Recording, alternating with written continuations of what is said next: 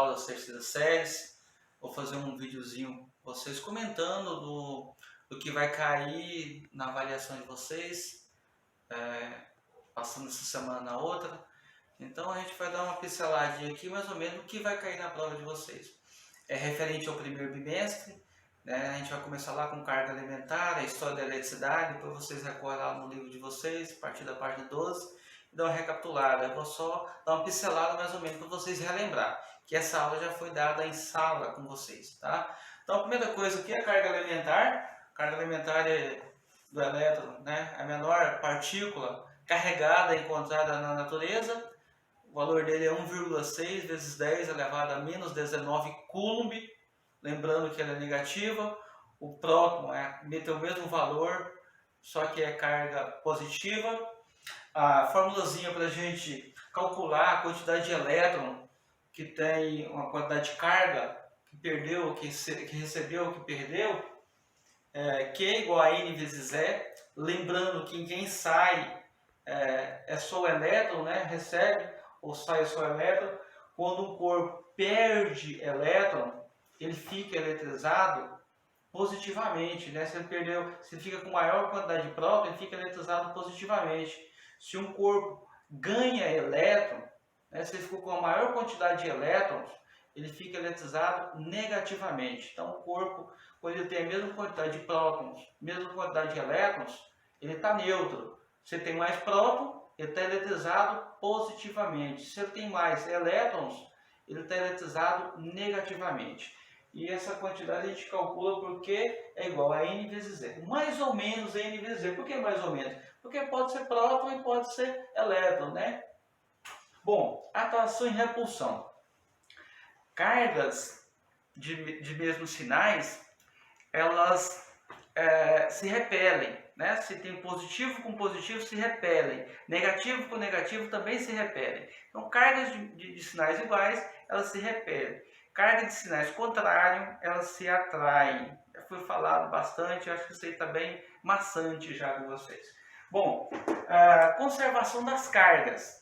Essa conservação das cargas é quando você vai calcular a quantidade de carga que tinha no início, quando você começou a fazer o seu experimento, o seu cálculo, ele vai ter que aparecer lá no final, né? O primeiro cálculo que a gente trabalha é esse aí, conservação das cargas. Essa carga não pode sumir. A quantidade que tinha no início, ela vai ter que aparecer lá no final. Carga inicial é igual a carga final. Então ela tem que, a quantidade de carga que tinha antes do exemplo tem que ter no final. Eu vou passar uma atividade, vou ler uma atividade para vocês e vou explicar ela para vocês recapitular. Ela fala o seguinte: 3 corpos eletrizados inicialmente com as cargas Q1 igual a menos 2 microcoulomb, Q2 igual a 5 microcoulomb, Q3 igual a menos 4 microcoulomb, localizam-se em um sistema eletricamente isolado. Após trocarem cargas entre si, os corpos 1 e 2 apresentam cargas Q1 igual a 1 microcoulomb e Q2 igual a 3 microcoulomb. Aí vem a alternativa e fala o seguinte: determine a carga final de Q3. Então, olha só, por esse processo aí, por esse método, a quantidade de carga inicial tem que aparecer a quantidade de carga no final. A quantidade inicial eu tenho aqui, ó. Então, sabendo desse princípio de conservação de cargas elétricas, eu posso fazer o cálculo, né? Então, o que eu vou fazer? Vou pegar a quantidade de carga de Q1, mais a quantidade de carga de Q2, mais a quantidade de carga de Q3, e igualar após a troca. A quantidade de carga de Q1 após a troca, mais a quantidade de carga de Q2 após a troca, mais a quantidade de Q3 após a troca. Então, antes eu tinha o quê? Olha, o Q1 vale menos 2 microcoulomb, o Q2, 5 microcoulomb, o Q3, menos 4 microcoulomb, é igual. O Q1 depois da troca ficou com 1 microcoulomb. O Q2, 3 microcoulomb. E o Q3? O Q3 é o que nós queremos encontrar. Não temos, né? Não temos o valor de Q3, mas pela igualdade e conservação de cargas elétricas, ele vai ter que aparecer, o que sobrar é dele. Então vamos fazer o cálculo aqui, ó. Eu tenho menos 2 com mais 5, 3 positivo. 3 positivo com menos 4, fica menos 1 microcoulomb. É igual. Do outro lado, eu tenho 1 microcoulomb com mais 3 microcoulomb. Dá 4 microcoulomb. Mais Q3. Depois da troca. Bom, só passar para cá agora, né? Vai ficar menos 1 microcoulomb. Tá positivo, passa negativo. Microcoulomb é igual a Q3 depois da carga. Menos 1 com menos 4, menos 5 microcoulomb é igual a Q3. Então, Q3, depois dessa troca, ficou com menos 5 microcoulomb. Lembrando que a quantidade que tinha no início tem que aparecer no final. E um corpo, ele pode, esse corpo Q3 aqui, por exemplo, depois da troca, ele ficou com menos 5 microcoulomb. Mas ele pode ter próton. A gente tem que ter ideia, quando a gente vê aqui a carga de menos 5 microcoulomb, a gente não imagina que ele tem carga positiva. Ele tem carga positiva, né? Nesse caso aqui, ele recebeu mais cargas negativas e aumentou a sua negatividade, ficou com mais cargas negativas. No início, se eu fosse fazer o cálculo aqui, ficaria assim, ó, menos 4 com menos 2 dá menos 6. Menos 6 com mais 5, então fica menos 1 microcoulomb. Né? Se for somar tudo ali, ó. Se eu for somar esse de baixo aqui, ó, olha só para vocês verem a parte de baixo. Eu tenho o Q1 que vale 1 micro, o Q2 que vale 3 e o Q5 que vale, e o Q3 que vale menos 5. Se eu for somar, olha, 5 com mais 4, menos 1 microcoulomb. Né? A conservação de cargas elétricas.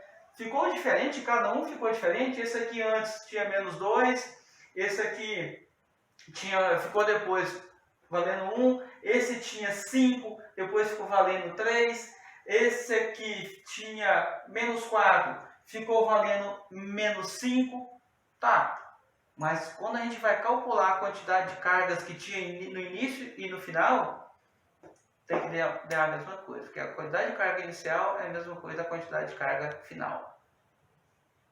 Com a nossa revisão, os processos, né, de eletização. O primeiro processo de eletização é eletização por contato.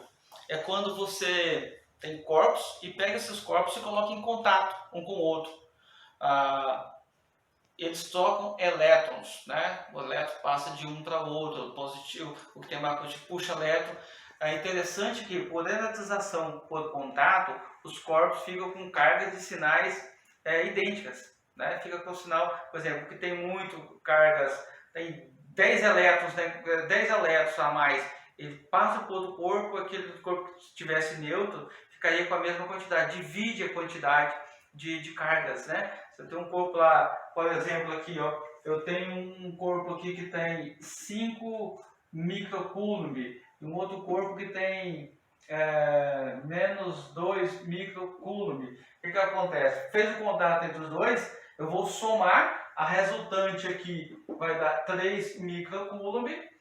Se eu dividir esses corpos, esse aqui divide por 2, esse aqui vai ficar com 1,5 microcoulomb e o outro com 1,5 microcoulomb também. Né? Então, contato é isso. Quando você pega os dois corpos, coloca em contato, eles somam as cargas deles. Se você afastar, divide a carga ao meio. Fica com sinais iguais, mesmo sinal entre os dois. Bom, eletrização por atrito. Eletrização por atrito é quando você atrita alguma coisa em um corpo e em outro. Né? Você passa a mão na roupa, por exemplo, você está fazendo um processo de eletrização. Quando você pega um balão, esfrega na roupa, uma caneta, esfrega na roupa, você está eletrizando esse corpo. O engraçado na eletrização por atrito é que quando você esfrega dois corpos, para um ganhar elétrons, o outro tem que ceder. Então, nesse caso, quando um perde e o outro recebe esses elétrons, eles ficam com cargas contrárias, cargas diferentes. Então, na eletrização por atrito, os corpos ficam com cargas diferentes, não ficam cargas iguais. E existe uma tabela chamada tabela triboelétrica. Por exemplo, se você pega uma caneta e esfrega na roupa, aí lá tem quem perde elétron e quem recebe elétron. Né? Quem está para o lado negativo vai ceder esses elétrons, quem está para o lado positivo vai receber esses elétrons. O corpo que recebe elétron fica eletrizado positivamente, negativamente. O corpo que recebe elétron fica eletrizado negativamente. Aquele que cedeu elétrons fica eletrizado positivamente, porque ele perdeu a parte negativa que ele tinha. Perdeu os elétrons, que é carga negativa, ficou positivamente. Bom, eletrização por indução. Também os corpos por eletrização por indução ficam com carga de sinais idênticos, né? Sinais de mesmo valor. Indução, ele não encosta no outro. Muito utilizado motores elétricos, né? Liquidificadora, batedeira, tudo que transforma a energia em rotação, geralmente é por indução. Né? Você tem um induzido, inclusive equipamentos, motores elétricos, quando queima você vai lá e manda enrolar o induzido de novo. Então, muito utilizado motores elétricos, de rotação elétrica. Você já tem lá o induzido pronto, você taca a energia, você vai induzindo, ele faz dele um eletroímã, ele rotaciona, né? O positivo ele afasta, o negativo com o positivo ele atrai, e vai girando, rotacionando. Quanto mais energia você libera, mais ele vai rotacionar. Os três processos de eletrização.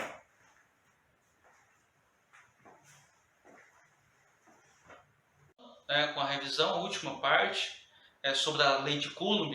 Ela é bem extensa, vocês podem ler lá sobre as leis de Coulomb, mas vou dar uma pincelada aqui para vocês. Como que a gente chegou naquela formulazinha da força eletrostática, da força elétrica lá, como a gente vai calcular ela? Bom, primeira coisa, o Coulomb fez alguns experimentos. Ele fez o seguinte, ele pegou uma carga e colocou uma certa distância de uma outra carga. Uma carga Q1, uma certa distância de Q2, e mediu essa força de interação entre elas e descobriu um valor F lá.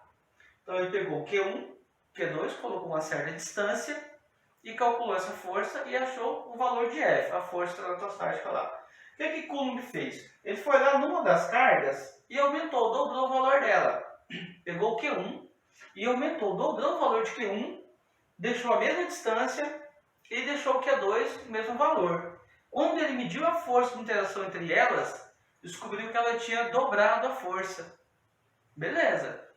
Então, dobrou uma carga, dobrou a força lá. O que ele fez? Ele triplicou esse valor de Q1, deixou a mesma distância e deixou o Q2 com a mesma força, a mesma carga de Q2. E calculou essa força de interação entre elas. E descobriu que o valor tinha aumentado 3 vezes. Então, quando ele calculava normal, força normal, dobrava o valor de uma carga, dobrava o valor da força de interação. Triplicava o valor. Quadruplicava o valor da carga, quadruplicava o valor da força. Então, ele percebeu que a força é diretamente proporcional ao valor das cargas. Então, Coulomb definiu isso. O valor das cargas é proporcional ao valor da força. Beleza. Coulomb continuou com o seu experimento. Deixou de mudar as cargas e vai mudar agora a distância. Ele pegou as mesmas cargas anteriores e calculou a força. Beleza. Mesmo padrão. No segundo experimento com a distância, ele pegou essa distância anterior e dividiu ela por 2. Tinha uma certa distância, ele dividiu ela ao meio. Diminuiu drasticamente. E deixou as cargas com os mesmos valores, Q1 e Q2, mesmos valores, e diminuiu a distância pela metade, dividiu ela por 2. Quando ele calculou a força de interação entre essas duas partículas, percebeu que ela tinha aumentado 4 vezes. Então diminuiu a distância ao meio, né, por 2, aumentou 4 vezes. Ele continuou. Ele pegou as mesmas cargas Q1 e Q2, não mexeu com elas, mas dividiu a distância por 3. Né? Ficou bem pequenininho agora. Quando ele dividiu ela por 3, olha a surpresa dele, aumentou a força de interação entre as partículas 9 vezes. Aí ele definiu o seguinte, olha, a primeira parte ele falou que a interação entre duas partículas é diretamente o produto da carga. Aumentou a carga, aumenta a força. Já essa aqui, ele deduziu o seguinte, que se eu pegar aqui e colocar isso aqui ao quadrado, dá 4. Se eu colocar isso aqui ao quadrado, dá 9. Então ele definiu o seguinte, a força de interação entre duas cargas é inversamente proporcional ao quadrado da distância. Olha só. Então, a interação entre duas partículas, duas cargas elétricas, é inversamente proporcional ao quadrado da distância. Tá? Vou apagar essa primeira partezinha aqui e vou passar a formulazinha de calcular a força elétrica. Então, olha só, ele deduziu o seguinte. Força elétrica é igual a constante eletrostática do vácuo, né, que geralmente ela não muda, que é 9, não vou nem colocar o valor dela, vou colocar só constante. 9 vezes 10 elevado a 9, constante do vácuo, vezes o Q1, vezes o Q2, tudo isso dividido pela distância elevada ao quadrado. Então a formulazinha para calcular a força eletrostática é essa aqui, ó. Lembrando que isso aqui, ó, é em módulo, né? A gente calcula ela e esses sinais só interessam para a gente para descobrir se essas partículas vão se atrair ou vão se repelir. A gente trabalha em módulo aqui, não tem necessidade de estar colocando negativo, porque isso aí só vai interferir no nosso raciocínio lá para calcular, porque se a força elétrica ela existe, se ela existe, ela tem um módulo, e esse módulo é o que interessa para a gente. Tá? Então fica aqui para vocês, como a gente chegou nessa formulazinha de Coulomb, a constante eletrostática lá é 9 vezes elevado a 9, e depois eu posto nas atividades para vocês semana que vem, para reforçar essa parte do início lá da eletrostática que nós começamos a estudar. Pessoal, fiquem em paz, até a próxima.